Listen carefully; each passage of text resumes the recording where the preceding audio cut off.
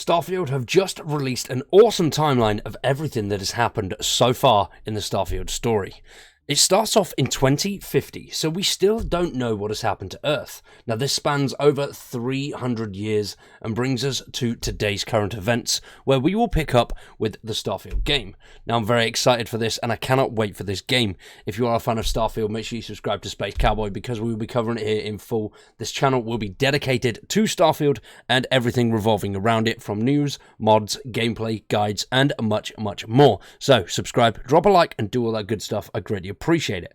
Let's jump in and check out the story so far.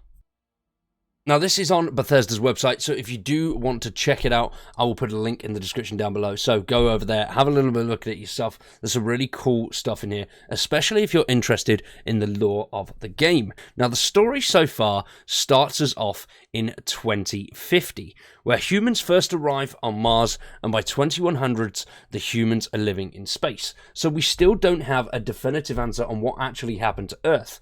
We do know that it is obviously semi-inhabitable, because the first humans arrived there in 2050, and then by 2100, humans are living in space. Whether that means that all humans are living in space or whether some are still on Earth is yet to be seen.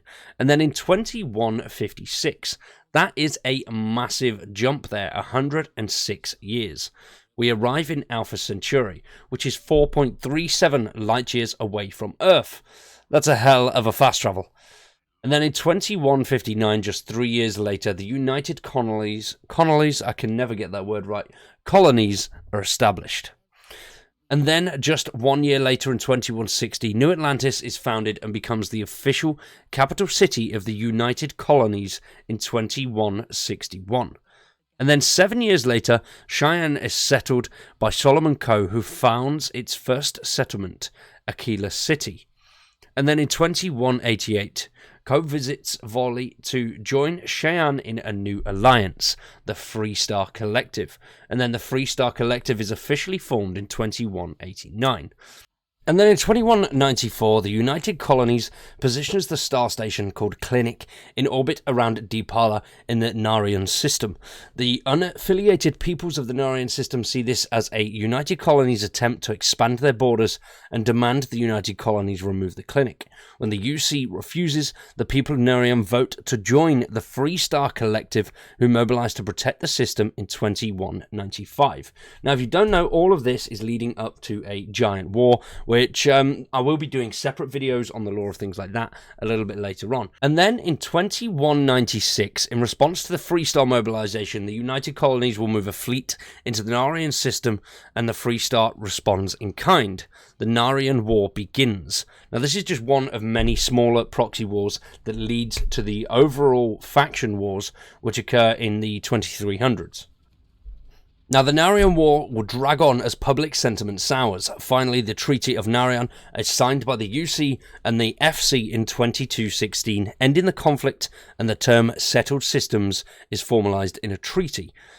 The Free Star Rangers are founded as an elite protective and investigative force dedicated to serving all citizens of the Free Star Collective, and that was just 5 years later in 2221.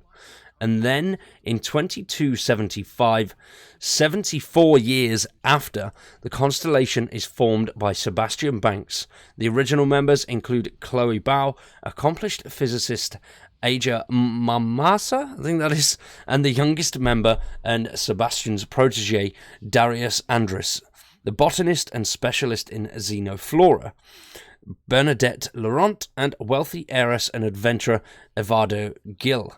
Former smuggler and Kedra Toma, biologist and physician. The lodge is built in New Atlantis to serve the needs of the people of Constellation for generations to come.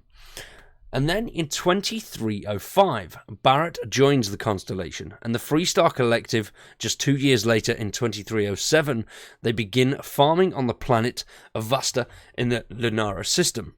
By 2308, the United Colonies claim that establishing a colony in the fourth star system, the Free Star Collective, has violated the Treaty of Narian. Diplomatic talks break down and UC lays siege to Vesta, killing anyone who stayed behind or was brought in to defend it. And that is when the colony wars officially begin. Now, they completely wiped out everybody on Vesta. Anyone on the planet was killed pretty violently, and that started the massive colony war. Now, Constellation will now come into possession of the first artifact just 3 years later in 2310, and they will tuck it away in the Constellation archives. And then in 2311, after 4 years of conflict, the colony war effectively comes to an end with the Battle of Cheyenne, as a flotilla of civilian and military Freestar Collective ships take down the major ships of the UC Navy using hit-and-run tactics. And then in 2315, the UC Vanguard is founded as a part of the UC response to the Freestar Collective's use of citizens' ships during the Colony War. The Vanguard is the UC's own civilian navy, relying on civilians using their own ships who pledge to protect the United Colonies and its interest. The ultimate reward for this service is citizenship into the United Colonies. And then just 4 years after that, in 2319, Sarah Morgan will become the youngest head of the UC Navigated Corps through its short-lived position as the division is shut down in 2320. Cast adrift but still eager to put her training to good use, Morgan will join the Constellation. And then just 2 years later, in 2321, Walter Stroud, the co-owner of Stroud Uckland, one of the Settled Systems' premier starship manufacturers, joins the Constellation and becomes its primary financial backer. Now, we have seen some of the Stroud Uckland logos, I believe, on some of the ships. But just a year after that, in 2322, Crimson Fleet pirate Vladimir Sal joins the Constellation. And then in 2325, Sarah becomes the acting chair of the Constellation. Now, if you don't know already, Constellation is one of the main factions that we're going to be working with in Starfield as they hunt for artifacts. It is one of the smallest factions in the game, but it will play a pivotal role in our gameplay going forward. Also in 2325, theologian Matteo Catri joins the Constellation, and then a year later Barrett finds the original artifact in the Constellation archives and knows it must be special. In the same year, after months of correspondence with Sarah Morgan, graduate student and gifted scientist Noel is invited to join the Constellation. And then just a year after that, Freestar Ranger Sam Coe and his daughter Kara will join. And then a year after, Andrea joins. And then finally, in 2328, Barrett will convince the Constellation to purchase Star Station L868 and modify it to become a deep space scanner nicknamed the Eye. Now, will we see a little bit more lore in the form of a timeline before the game launches? Will we see anything else that fills in some of those little gaps and focuses a little bit more on other factions? That is yet to be seen. So far, we know there are 9 factions in the game. That's been confirmed as of a few days ago.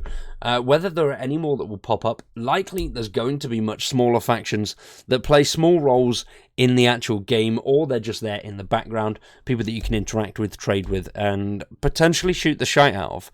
But yet to be seen. I'm very curious about how this is going to go with the factions in general. Will we be seeing, or even causing, another mass conflict? Tensions are already relatively high, and we could just be one assassination or maybe accidental shot away from another all-out faction war. So what do you guys think in the comments? Let me know down below. Are you excited for Starfield? Are you interested in the lore, or are you just excited to play the game, see how it plays, and enjoy blowing things up and building habitats and ships all over the vast amount of planets that we're going to be able to explore and fly around?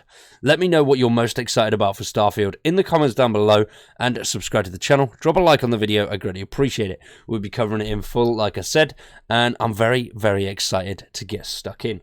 We're going to have videos every other day all the way up until the launch, and then we'll be going full in on the Starfield launch. I'm so excited. I cannot wait. Thank you for watching. Hopefully you've enjoyed. If you have, you know what to do. I've been Space Cowboy. You've been awesome. Thanks for watching, and we'll see you in the next one.